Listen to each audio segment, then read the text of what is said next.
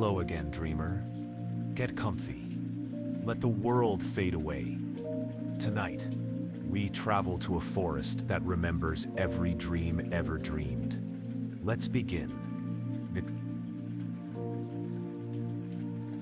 In the early decades of the 18th century, Sweden found itself at a fascinating crossroads between traditional Nordic customs and the burgeoning influence of continental European culture. This period marked a significant transformation in Swedish society, particularly evident in the nation's capital, Stockholm, where the air buzzed with new ideas and imported luxuries from across Europe. Among these novel imports, coffee emerged as perhaps the most controversial yet captivating addition to Swedish social life. The aromatic beans, first introduced to the Swedish elite through their Dutch trading partners, quickly transcended its initial status as an exotic curiosity to become a symbol of modern sophistication and intellectual pursuit.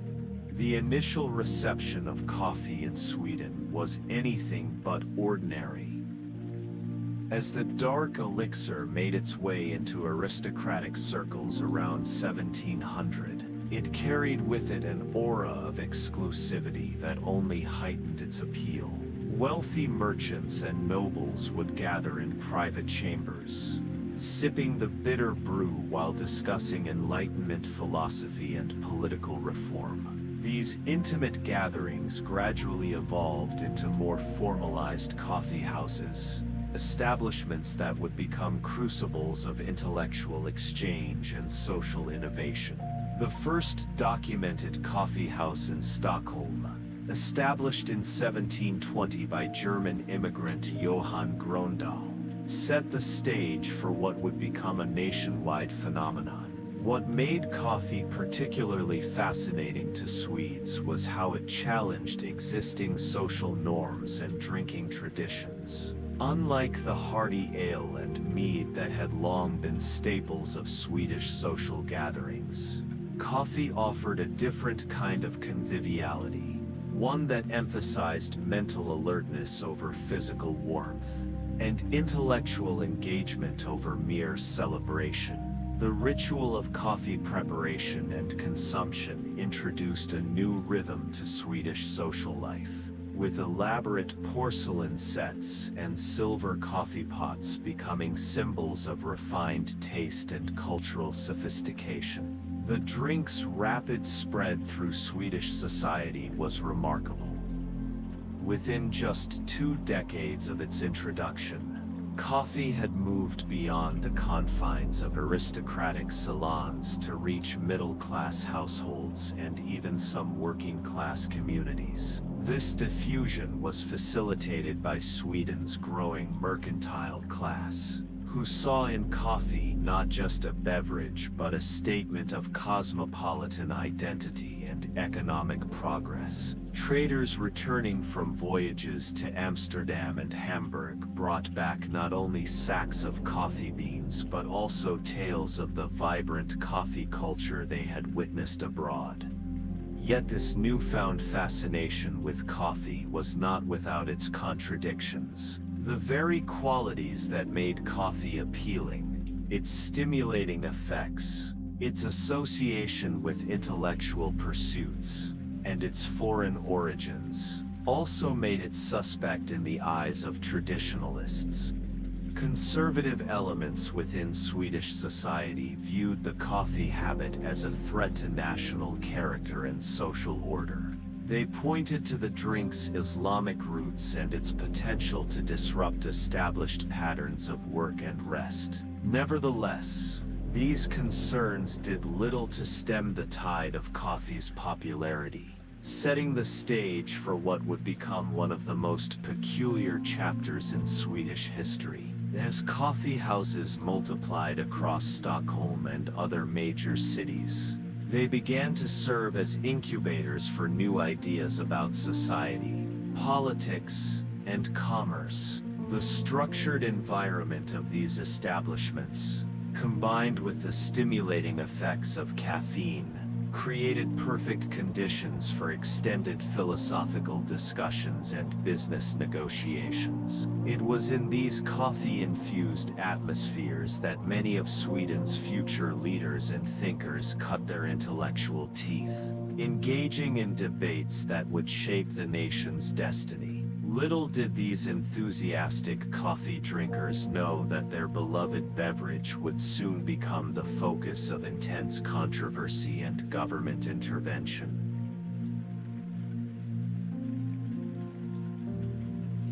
As coffee permeated Swedish society during the mid-18th century, its growing popularity triggered an increasingly vocal opposition movement that would eventually lead to dramatic governmental intervention. At the forefront of this resistance stood King Gustav III, whose reign, 1771–1792, coincided with coffee's peak popularity among the Swedish populace.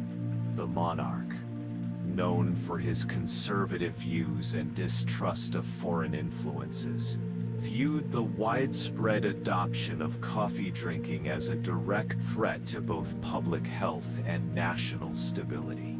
His concerns were echoed by influential members of the clergy, medical establishment, and military leadership, creating a powerful coalition against the coffee menace. The medical arguments against coffee consumption formed the scientific foundation of the anti-coffee movement. Leading physicians of the era, including court physician Dr. Magnus von Bromell, published treatises warning of coffee's alleged harmful effects on human physiology. They claimed that the beverage caused everything from insomnia and nervous disorders to impotence and sterility. Particularly alarming were the warnings about coffee's impact on women's reproductive health, with some doctors suggesting that regular coffee consumption could lead to infertility or birth defects. These medical opinions, though largely based on anecdotal evidence and speculative reasoning, gained significant traction among the educated classes and provided seemingly authoritative support for coffee prohibition efforts. Religious leaders joined the chorus of condemnation, framing coffee drinking as a moral failing rather than merely a health concern. Lutheran ministers across Sweden delivered sermons denouncing coffee houses as dens of idleness and vice, arguing that time spent in these establishments could be better devoted to prayer, family responsibilities, or productive labor. The theological opposition was particularly strong among rural clergy, who viewed urban coffee culture as emblematic of sinful city life and a departure from traditional Swedish values.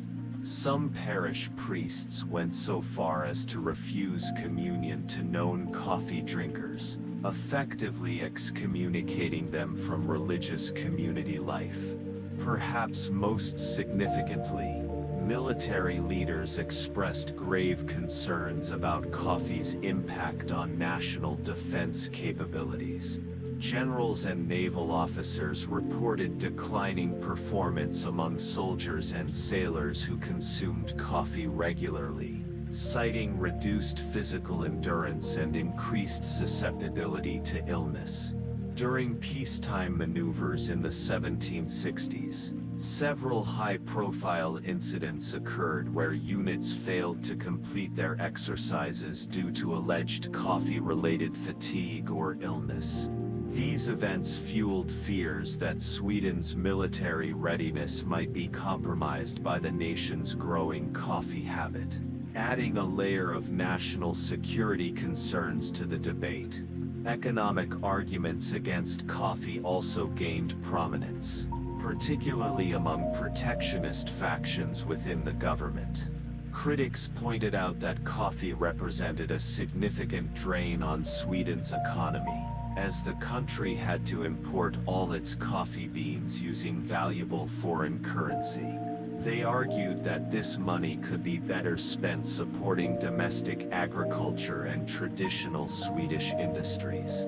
Furthermore, the flourishing coffeehouse culture was seen as undermining traditional taverns and breweries, which had long been pillars of Swedish social and economic life. This economic dimension of the opposition helped rally support from various commercial interests, creating a broad-based coalition against coffee.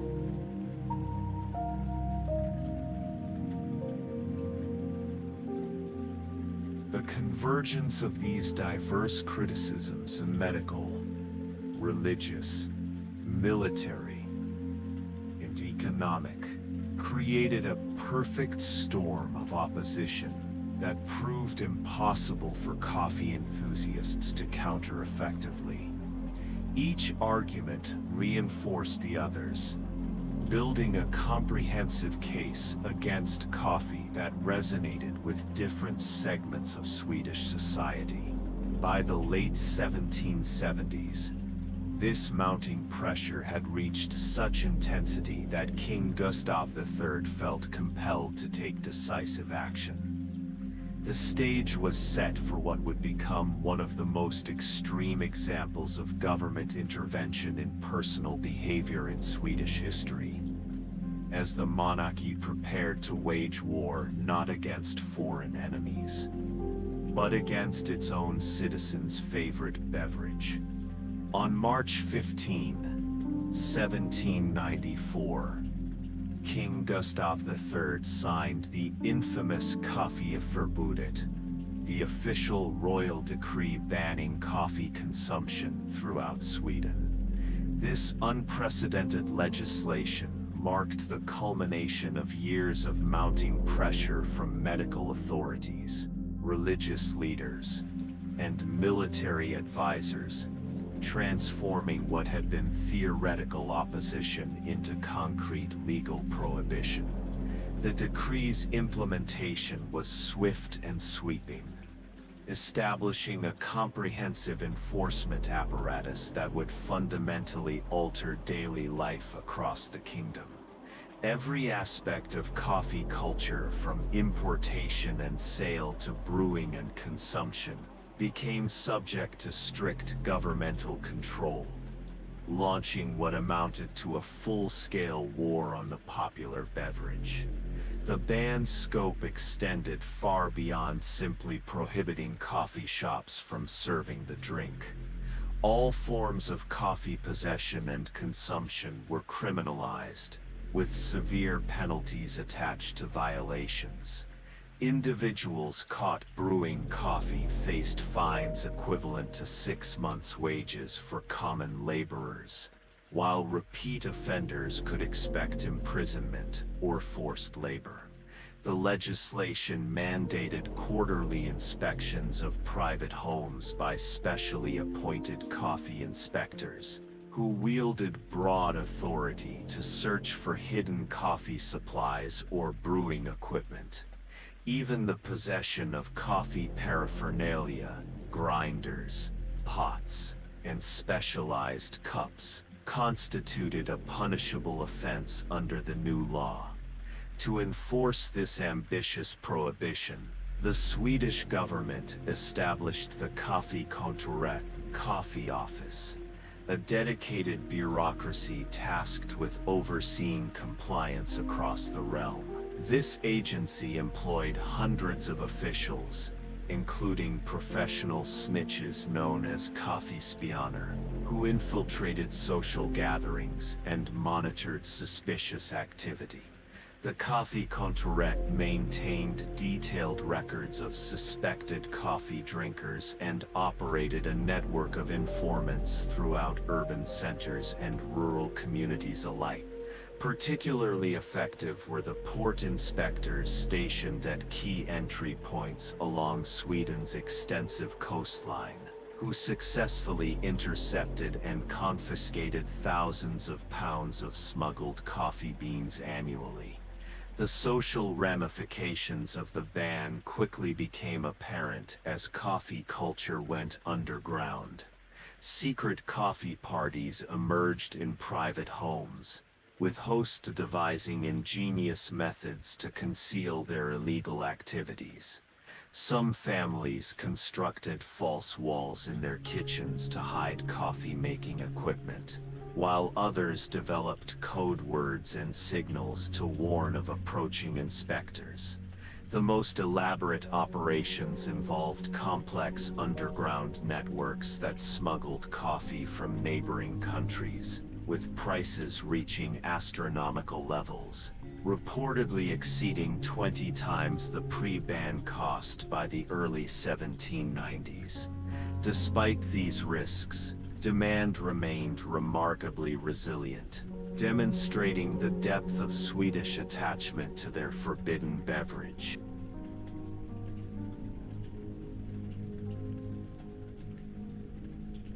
Public reaction to the ban revealed deep divisions within Swedish society.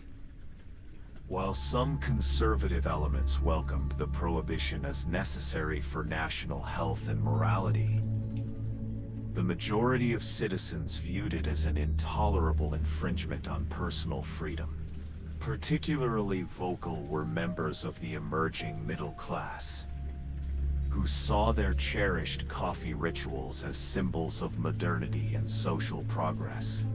Intellectuals and artists joined the protest, penning satirical poems and essays that circulated secretly among dissident circles.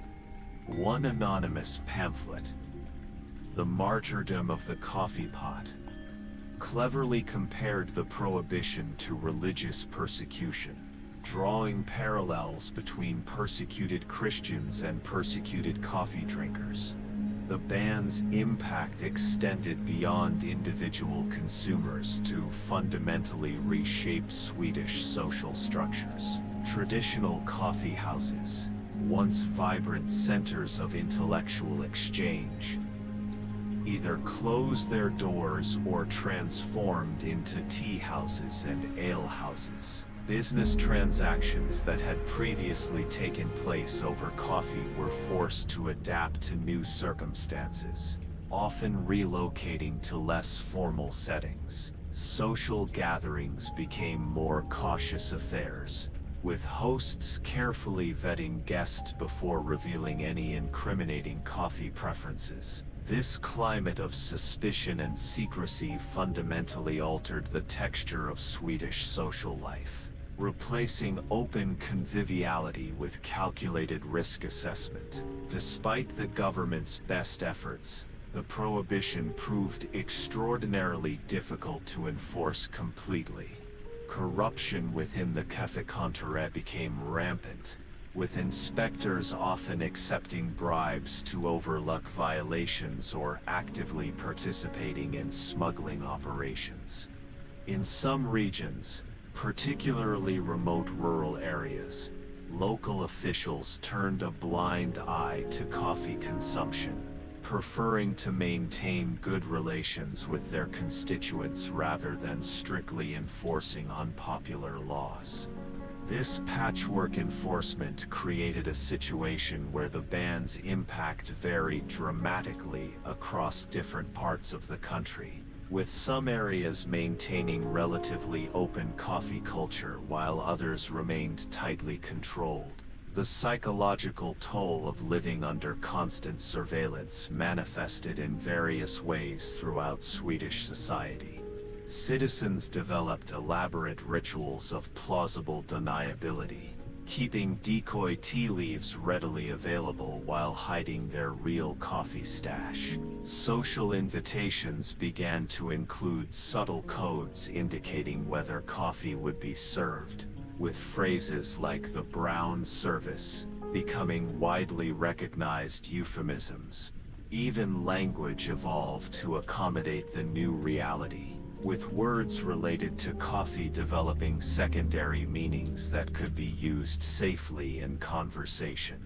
This linguistic creativity reflected the broader cultural adaptation taking place as Swedes learned to navigate their restricted relationship with their beloved beverage.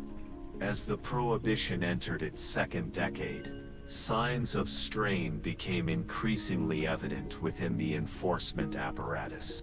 The costs of maintaining the café-comptoir and its vast network of inspectors put significant pressure on government resources, while the continued popularity of coffee despite harsh penalties suggested the futility of total prohibition. Yet the monarchy remained committed to its anti-coffee crusade, viewing any relaxation of the ban as a dangerous precedent that could undermine royal authority. This stubborn resolve set the stage for an escalating conflict between government power and popular will, with neither side showing signs of yielding in what had become a protracted cultural battle.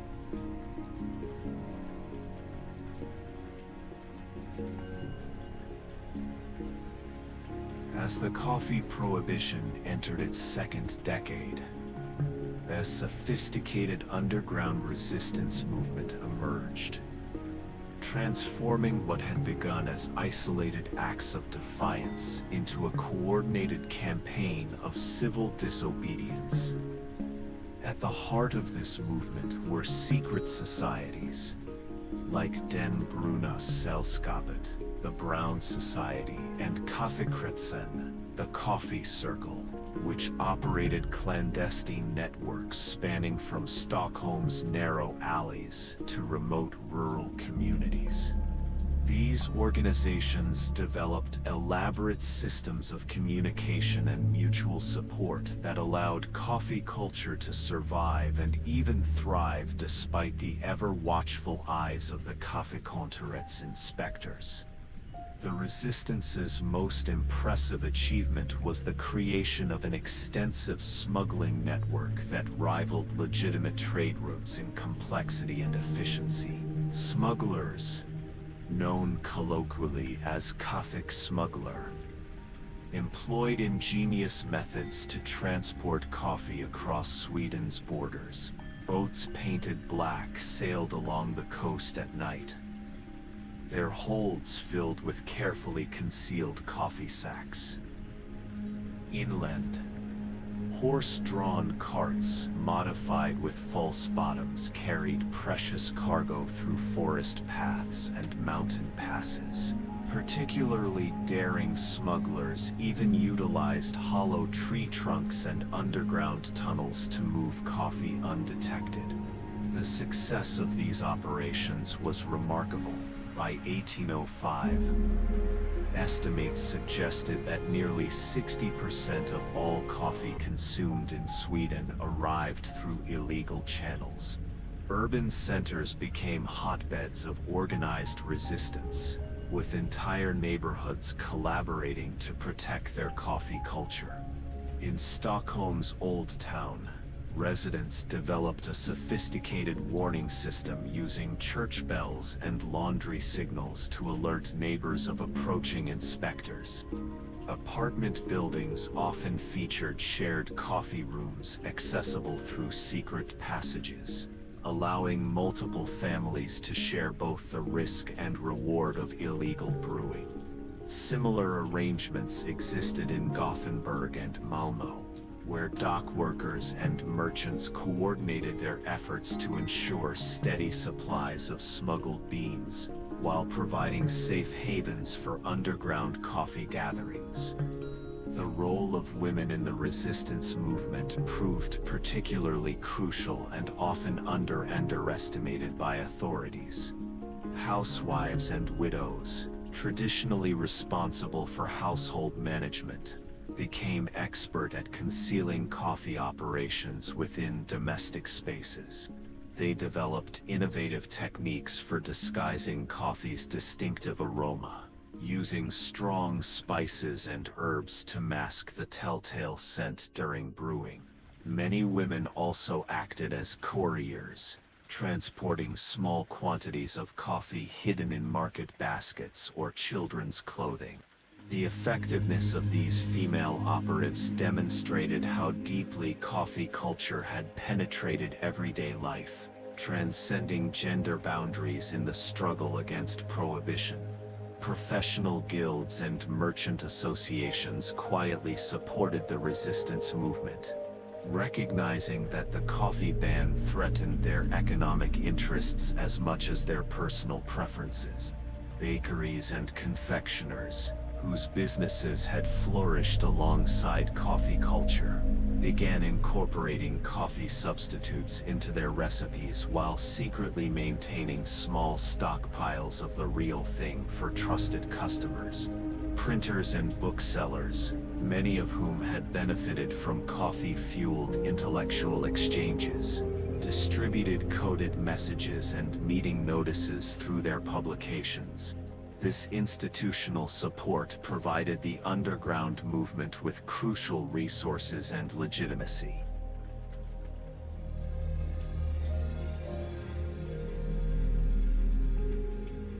Perhaps most significantly, the resistance movement successfully cultivated allies within the very institutions tasked with enforcing the ban.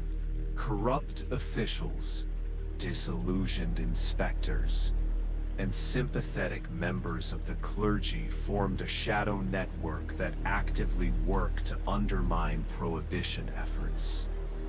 These insiders provided advance warning of raids, falsified inspection reports, and occasionally redirected seized coffee back into circulation. Their involvement created a fundamental weakness in the enforcement apparatus, as information flowed freely between official channels and resistance cells. This internal corruption reached such proportions that by the early 1800s, entire regions operated virtually free from effective prohibition, despite official claims of strict compliance. The resistance movement's cultural impact extended far beyond practical measures of defiance. Underground coffee literature flourished, with poets and playwrights producing works that celebrated coffee's virtues while mocking the prohibition. Satirical songs about heroic smugglers and cunning housewives became popular at secret gatherings, helping to sustain morale and reinforce group identity. Children's rhymes incorporated coded references to coffee culture, ensuring that knowledge of resistance methods passed naturally to new generations. This cultural dimension transformed the struggle against prohibition from simple rule-breaking into a meaningful expression of Swedish identity and personal freedom. As the movement gained momentum, its leaders began experimenting with more overt forms of protest. In 1803, a group of prominent intellectuals staged a public demonstration in Uppsala, deliberately brewing coffee in front of university administrators while reciting Enlightenment texts about personal liberty.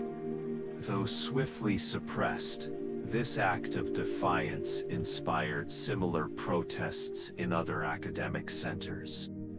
The increasing boldness of these actions signaled a shift in the resistance movement's strategy, from mere survival to active challenge of royal authority.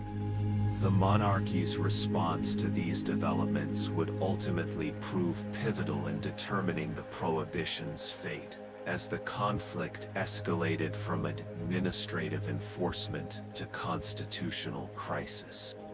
In the winter of 1805, amidst mounting public discontent and growing doubts about the coffee ban's scientific justification, King Gustav V Adolf commissioned what would become one of the most extraordinary experiments in medical history, known officially as Experimentum Caffeinum, but more commonly referred to as the Twin Prisoners Study.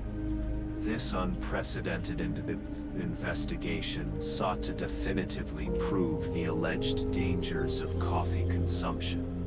The experiment's design was both ingenious and ethically questionable. Utilizing two identical twins, Lars and Nils Johansson, who had been convicted of petty theft and sentenced to life imprisonment. What made this study particularly remarkable was its rigorous methodology, combining elements of contemporary medical practice with emerging scientific principles that would later form the basis of modern clinical trials. Under the supervision of court physician, Dr. Carl Lindeberg, and philosopher-scientist, Professor Eric Almquist, the twin prisoners were separated and placed in identical cells within Stockholm's central prison. Lars, designated as the experimental subject, received 3 cups of strong coffee daily, while Nils was given equal quantities of tea. Both brothers received identical diets, exercise routines, and environmental conditions, with their health monitored through daily examinations and weekly comprehensive assessments. A team of 12 medical observers meticulously recorded every aspect of their physical and mental states, from sleep patterns and digestive function, to mood fluctuations and cognitive performance.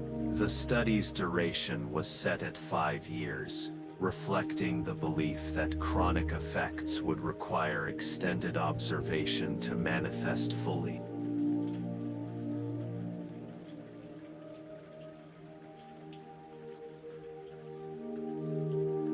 The experiment's early results proved profoundly unsettling for the royal court. And, contrary to expectations, Lars showed remarkable improvements in various health indicators. His energy levels remained consistently higher than his brothers', enabling him to complete twice the required daily exercise without fatigue. Cognitive tests revealed enhanced memory retention and problem-solving abilities, with Lars completing complex puzzles up to 30% faster than Nils after 18 months. Most surprisingly, Lars demonstrated superior immune function, contracting fewer colds and recovering more quickly from minor illnesses than his tea-drinking counterpart. These findings directly contradicted the prevailing medical consensus and created significant tension within the royal medical establishment. As the experiment progressed into its 3rd year, additional unexpected patterns emerged that further complicated the coffee debate. Nils, the tea-drinking twin, began exhibiting signs of depression and anxiety, requiring increased medical intervention for stress-related symptoms. His sleep quality deteriorated markedly, with frequent nighttime awakenings and daytime drowsiness becoming persistent problems. Meanwhile, Lars maintained stable mental health and developed a notably positive outlook. Despite his incarceration, the contrast between the brothers' emotional states became so pronounced that prison guards reported difficulty maintaining identical treatment protocols, as Lars's cheerful demeanor made him more cooperative and pleasant to interact with. Perhaps most damning for the Prohibition's scientific foundation were the physiological measurements conducted monthly by the research team. Advanced for their time, these tests included blood pressure monitoring, heart rate analysis, and urine composition studies. The data revealed that Lars experienced gradual improvements in cardiovascular health markers, while nils showed subtle but consistent deterioration in these same parameters. Additionally, metabolic studies indicated that coffee consumption appeared to enhance nutrient absorption and utilization, leading to better overall nutritional status in the experimental subject. These findings directly challenged the prohibition's core argument that coffee interfered with normal bodily functions and promoted disease. The experiment's fifth and final year produced the most controversial results, involving reproductive health, a topic of particular sensitivity given previous medical warnings about coffee's alleged effects on fertility. To everyone's astonishment, when both brothers were permitted conjugal visits under carefully controlled conditions, Lars demonstrated significantly higher sperm count and motility compared to Nils. Subsequent hormone analyses revealed healthier endocrine profiles in the coffee-drinking twin, contradicting decades of medical speculation about caffeine's supposed endocrine-disrupting properties. These findings sent shockwaves through Sweden's medical community, forcing many prominent physicians to reconsider their long-held beliefs about coffee's effects on human physiology. Professor Almquist's meticulous documentation of the experiment's methodology and results became crucial in validating the study's credibility. He implemented double-blind procedures wherever possible, ensured independent verification of all measurements, and maintained detailed statistical records that would later prove invaluable. The research team's commitment to scientific rigor, despite external pressure to produce predetermined outcomes, marked a significant departure from the speculative approach that had characterized earlier medical investigations into coffee's effects. This methodological breakthrough laid important groundwork for future medical research and helped establish standards for clinical trials that would influence medical science well beyond Sweden's borders.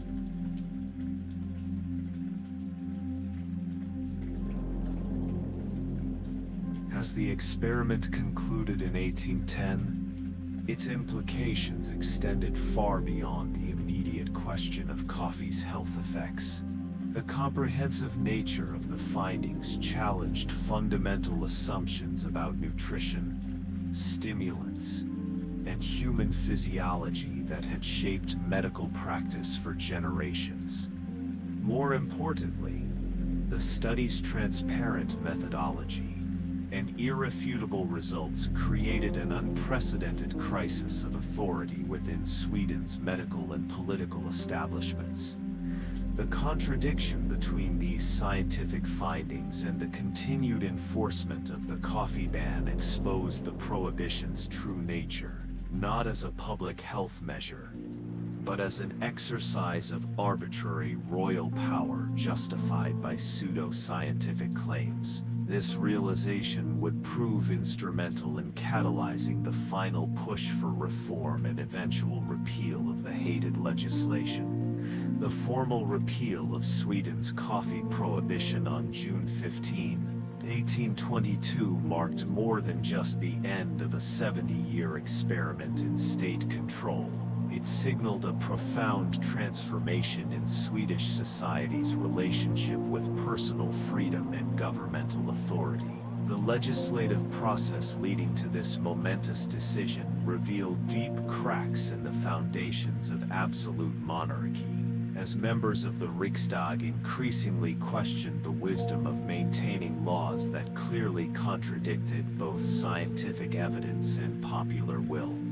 When the final vote was cast, with overwhelming support for repeal from both noble and commoner representatives, it became clear that Sweden had crossed a significant threshold in its political evolution. This victory for personal liberty would resonate through subsequent generations, influencing debates about individual rights and government intervention far beyond the realm of dietary choices. The immediate aftermath of the repeal demonstrated the pent-up demand for legitimate coffee culture.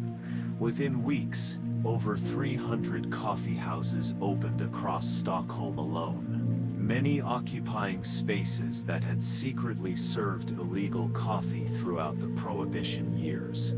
These establishments quickly became laboratories for social innovation, adapting features from the underground resistance movement while introducing new elements that reflected Sweden's changing identity. The traditional Swedish fika, the leisurely coffee break, accompanied by pastries and conversation, emerged during this period as a distinct cultural institution, combining elements of pre-ban coffee rituals with innovations developed during Prohibition. This uniquely Swedish approach to coffee consumption would eventually spread internationally, becoming one of the nation's most recognizable cultural exports. The repeal's impact on Swedish governance proved equally transformative. The failure of the coffee ban, despite decades of aggressive enforcement and considerable resource investment, forced royal authorities to reconsider their approach to social regulation. Subsequent legislation showed greater respect for individual autonomy, with lawmakers increasingly seeking public input and scientific validation before implementing restrictive measures. This shift in governmental philosophy contributed significantly to Sweden's gradual transition toward constitutional monarchy, as evidenced by the growing influence of elected representatives in policy-making. The coffee prohibition thus stands as a crucial turning point in Swedish political history, marking the beginning of a more liberal approach to governance.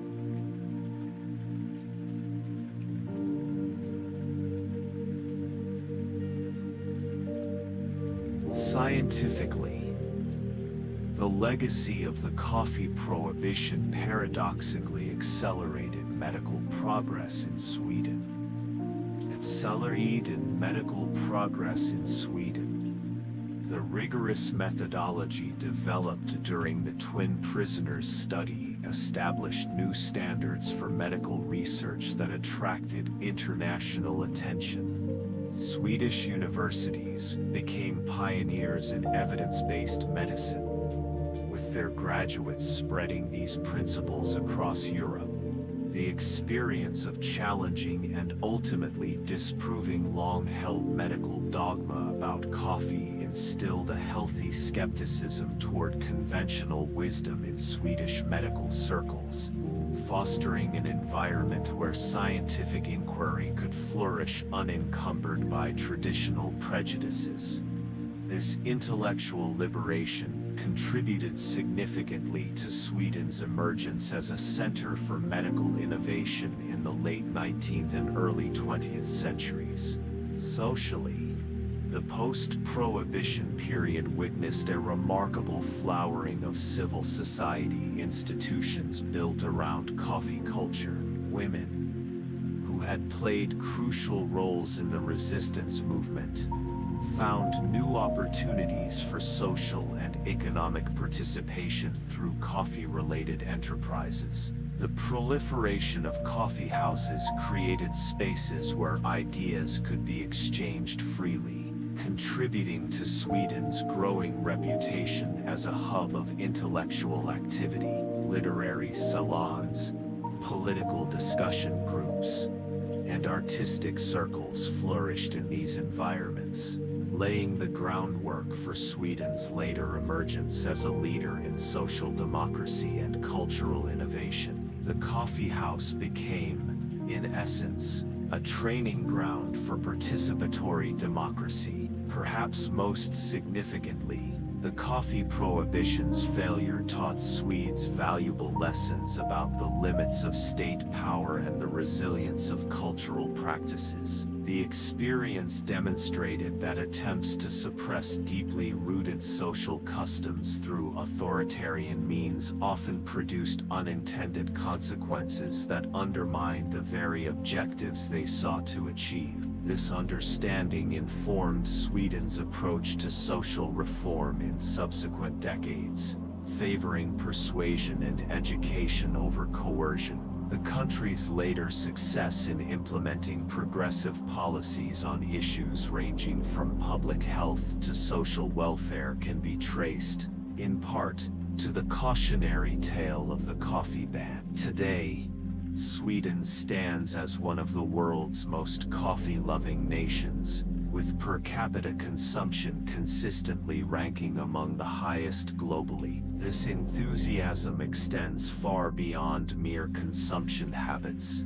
influencing everything from workplace culture to social rituals and even national identity. The annual Kaffefestivalen in Gothenburg draws visitors from around the world, celebrating not just coffee itself but the values of freedom, community, and intellectual exchange that Swedish coffee culture represents. Modern Swedish coffee houses continue to serve as incubators for innovation and dialogue, maintaining the spirit of those secret gatherings that defied royal edicts 2 centuries ago. The story of Sweden's coffee prohibition serves as a powerful reminder of the complex interplay between tradition, authority, and personal freedom in shaping society. It illustrates how even well-intentioned regulations can have devastating unintended consequences when they conflict with deeply held cultural practices. More importantly, it demonstrates the remarkable resilience of human communities in preserving their cherished customs against oppressive measures. The triumph of Swedish coffee culture stands as testament to the enduring human spirit and its capacity for creative resistance in the face of adversity. As Swedes raise their coffee cups in countless fika gatherings each day, they unknowingly honor a legacy of courage and determination that helped shape their nation's modern identity.